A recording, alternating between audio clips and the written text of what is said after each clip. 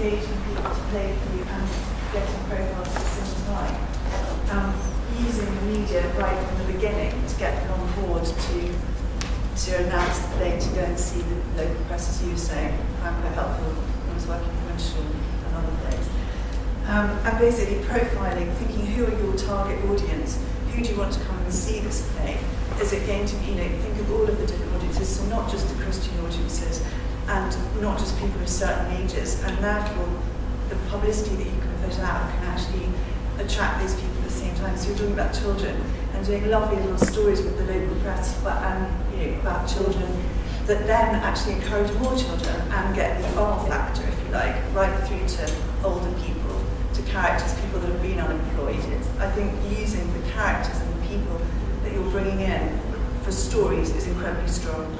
And not just in local press, but then to get them on the radio to speak to Christian radio, local radio stations across the globe.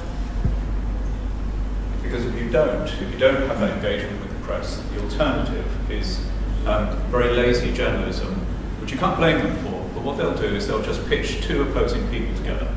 That's your average lazy journalist. And the young journalists, of course, that's the easiest thing to do. They've got somebody who stands for something, get them, but then bring along somebody who stands for something opposite, and let's see what happens. It's a cockfight, basically. They throw them together and see who wins. Get the journalists really engaged. Let them hear some of the personal stories, some of the real personal stories of transformation through these projects, and they'll never see these projects the same way again. But we suffered in Brighton and certainly in Leicester before with just journalists who every year got key phrases and asked people to comment on them. So the idea of gory spectacles in the streets, what do you think about that? Should our children be seeing blood, and etc., etc. And it wasn't helpful to anyone. It was just gossip. It wasn't journalism. I think also if you can maybe think outside the box, think of something really quirky or different, like your thing with handing things out on the beach, but think of something which is pictorially great, and actually you can set up a photo yourself and then send it in. It's what looks good on the website, what you can do as a viral campaign. It's really just thinking outside the box, what's quirky, what's different. And even, where the Passion Play is going to be, so if it's in the castle, if it's in the street, what's the history of that venue? Is there something which combines with Easter? Is there somebody there? It's just constantly coming up with new ideas, thinking outside the box. So my project is a Christmas one, and it happens in Cardiff. And we haven't actually managed to engage the newspapers at all. We're competing with murders and factory closures and, big city stuff. We have had Radio Wales. In fact, they followed us during our first year and made a programme which won the Jerusalem Award for the best radio Christmas programme in Britain. So it's not that we're not newsworthy, but a lot of people are coming from smallish towns, and the press there are interested in smaller, personal stories. But our local newspaper hasn't done anything. We've got a feature in the first year when we were news, and after that, we've done it for 4 years. We haven't had any press coverage. We have got two press officers.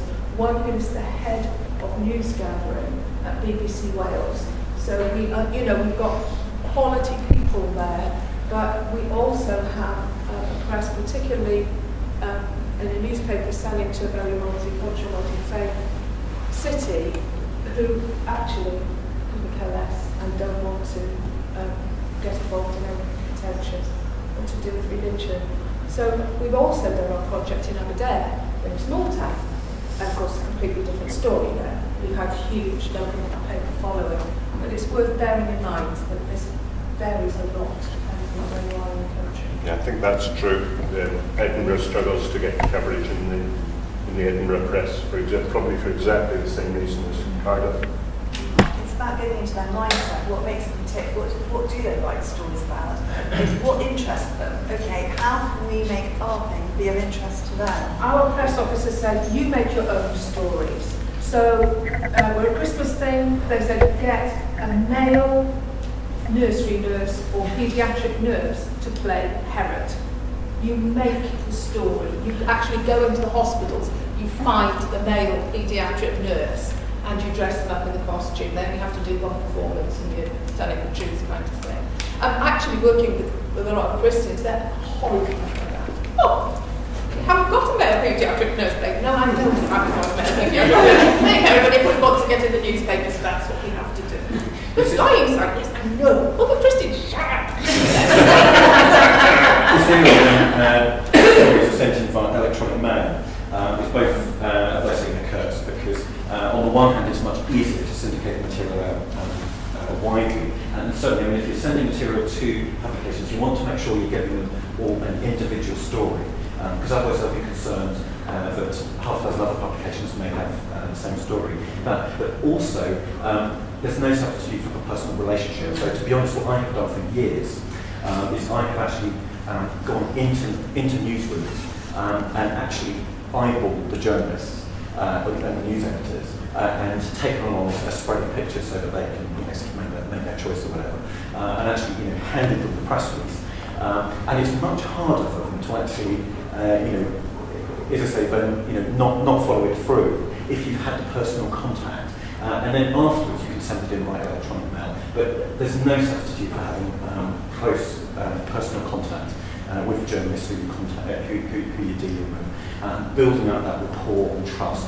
And again, they just really want to feel that you're looking out for their readers and giving them an individual angle that, as I say, they can convey to their readers with credibility, and as I say, it won't be syndicated across half a dozen publications. I totally agree with that, and a member of our team who isn't here today took it on himself to arrange the meeting with the editor of our local paper. And we all went along thinking, oh goodness, I don't know what's this going to be like. It was a real education for me, because again, a bit like the theatre, I haven't had any previous experience. But the warmth and the interest from the guy, who's not Christian and refused to discuss his own beliefs, was absolutely amazing. It really sort of took us back. I can remember it quite well now. So yeah, I totally agree. Personal relationship, and go for the top man. Go for the Always go for the news editor. Go for the editor, because their name is there on the paper. I was just going to say, don't give up, because you don't always get, oh yes, that's great. You won't. You have to keep going.